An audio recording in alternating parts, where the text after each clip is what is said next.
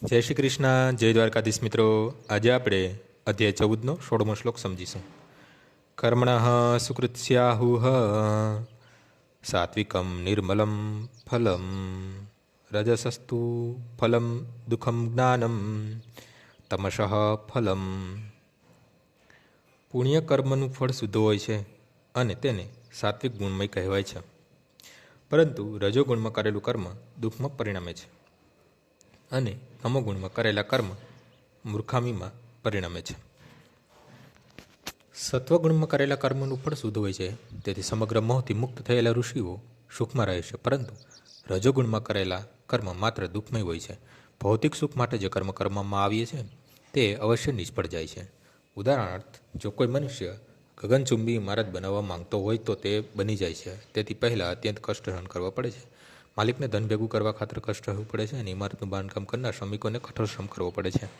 આ રીતે કષ્ટો તો હોય જ છે. તેથી ભગવદ્ ગીતાનું કથન છે, રજોગુણમાં પ્રભાવ હેઠળ કરેલા કર્મના નિશ્ચિતપણે મહાન કષ્ટ રહેલા હોય છે. આનાથી કહેવાતું થોડુંક માનસિક સુખ મળે છે. એ આ મકાન બનાવ્યું કે આટલું ધન મેળવ્યું, પરંતુ આ વાસ્તવિક સુખ નથી. તમોગુણ વિશે કહી શકાય કે કર્તામાં જ્ઞાન હોતું નથી, તેથી તેના સર્વ કર્મ તરત જ દુઃખોમાં પરિણમે છે. પછી તેને શત્રુઓની પશુઓની પ્રાપ્ત થવાની છે. પશુ જીવન હંમેશા દુઃખમય હોય છે, જોકે માયાના પ્રભાવ હેઠળ તેમને કશું સમજાતું નથી.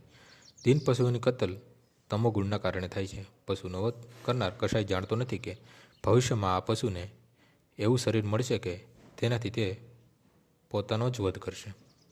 એ કુદરતનો કાયદો છે. મનુષ્ય સમાજમાં જો કોઈ વ્યક્તિ અન્ય મનુષ્યની હત્યા કરે તો તે વ્યક્તિને ફાંસી આપવામાં આવે છે. આ રાજ્યનો કાયદો છે.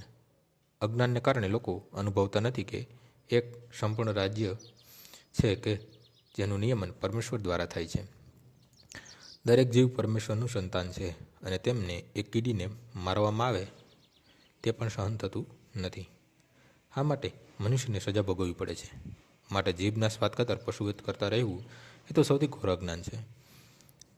મનુષ્યને પશુનો વધ કરવાની કોઈ જરૂર નથી, કારણ કે ઈશ્વરે ઘણી સારી સારી વસ્તુઓ આપેલી છે. છતાં જો કોઈ મનુષ્ય માંસાહાર કરે છે તો જાણી લેવું કે તે અજ્ઞાનવશ આમ કરે છે.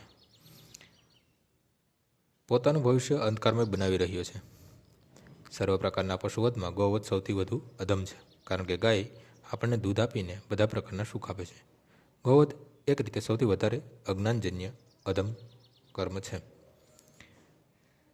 વૈદિક સાહિત્યમાં ગોભીહ પ્રીણિત મત્સરમ સૂચવે કે જે મનુષ્ય દૂધ પીને ધરાઈ ગયા પછી ગાયને મારવા ઈચ્છે છે, ધોરતમ અજ્ઞાનમાં રહે છે.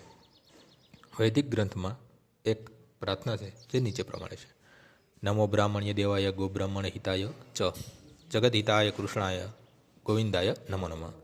હે પ્રભુ, આપ ગાયો તથા બ્રાહ્મણોના શુભક છો, તેમજ આપ સમસ્ત મનુષ્ય સમાજ તથા સમગ્ર વિશ્વના શુભેચ્છક છો. તાત્પર્ય એ છે કે આ શ્લોકમાં ગાયો તથા બ્રાહ્મણને પૂરું રક્ષણ આપવાનો ખાસ ઉલ્લેખ થયો છે. બ્રાહ્મણો આધ્યાત્મિક શિક્ષણના પ્રતીક છે અને ગાયો સાર્વત્રિક મનુષ્ય મહત્વપૂર્ણ ખાદ્ય પદાર્થની પ્રતીક છે. ગાયો તથા બ્રાહ્મણને પૂરું રક્ષણ આપવું જોઈએ, એ જ સભ્યતાની સાચી પ્રગતિ છે. આધુનિક માનવ સમાજમાં આધ્યાત્મિક શિક્ષણની ઉપેક્ષા થાય છે તથા ગૌવધને પ્રોત્સાહન અપાય છે. એટલે સમજવું રહ્યું કે સમાજ ખોટી દિશામાં આગળ વધી રહ્યો છે અને પોતાના જ વિનાશનો માર્ગ મોકળો કરી રહ્યો છે. જે સભ્યતા પોતાના નાગરિકને આવતા જન્મમાં પશુ થવાનું માર્ગદર્શન આપે છે તે ખરેખર માનવ સભ્યતા નથી. બેશક સાંપ્રત માનવ સભ્યતા રજગુણ તથા તમોગુણના પ્રભાવ હેઠળ ગેરમાર્ગે દોરવાઈ રહી છે.